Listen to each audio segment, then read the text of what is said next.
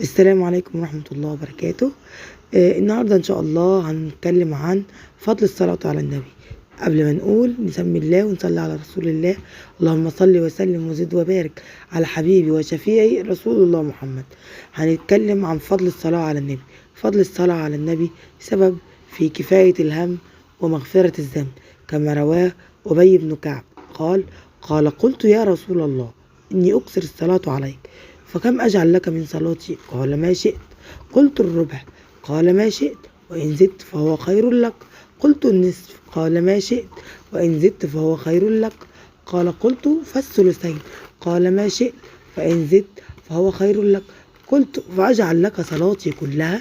قال إذا يكفى همك ويغفر ذنبك.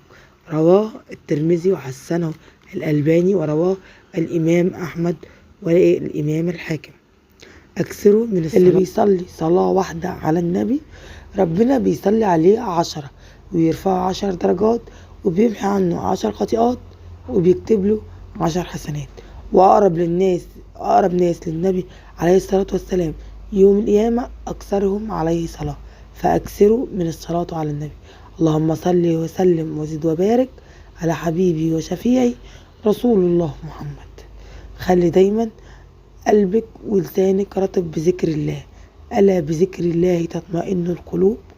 وخلي دايما أهم حاجة تواظبي على الصلاة كل يوم، كل الصلاة في وقتها، دي أهم حاجة. مش مثلا العصر يأذن أروح أصلي بعديه بساعة ولا بنص ساعة، لا، ضيعنا وقت الصلاة، ما ينفعش. الصلاة في وقتها، تمام. عايزين كمان نقول عن قراءة القرآن. حاولوا دايما تعملوا ورد في قراءة القرآن. يعني مش هقولك مثلا تقري لك جزء ولا نص جزء، ان شاء الله حتى صفحة، ان شاء الله حتى آية، هتشهد يوم القيامة عليكي ان انت قريتي. منزلة كل واحد فينا عند آخر آية قراها. شوف كل واحد عايز عند ربنا تكون منزلته لحد فين، وعلى أساسها يعمل.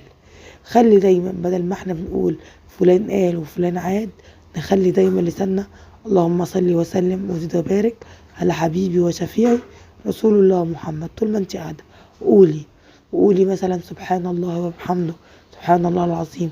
دي الكلمة دي حبيبتان إلى الرحمن، دي كلمتان خفيفتان على اللسان ثقيلتان في الميزان، حبيبتان إلى الرحمن، سبحان الله وبحمده، سبحان الله العظيم. فدايما خلي لسانك رطب بذكر الله طول ما انت قاعدة. أكثري من الاستغفار، أكثري من الدعاء. كل ما بتقولي الشيطان بيبعد عننا.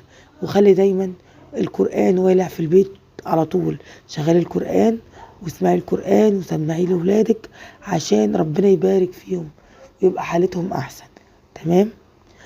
خلي دايما للولاد عوديهم ان هم صغيرين ان هم يصلوا، عشان لما يكبروا يطلعوا متعودين ان هم يصلوا، ما يقدروش يبطلوها.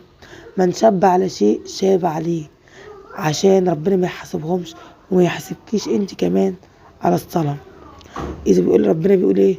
رسولنا الكريم قال اذا صلحت الصلاة صلح سائر العمل، واذا فسدت الصلاة فسد سائر العمل.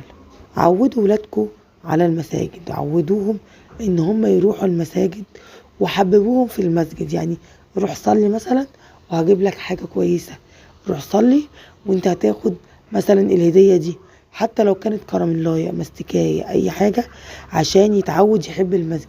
لو عودتيه من هو صغير ان هو يروح المسجد، استحالة يكبر ويعرف يقعد من غير ما يصلي في المسجد. وخصوصا الولاد ما فرض عليهم يصلوا في المسجد، انما البنات لا.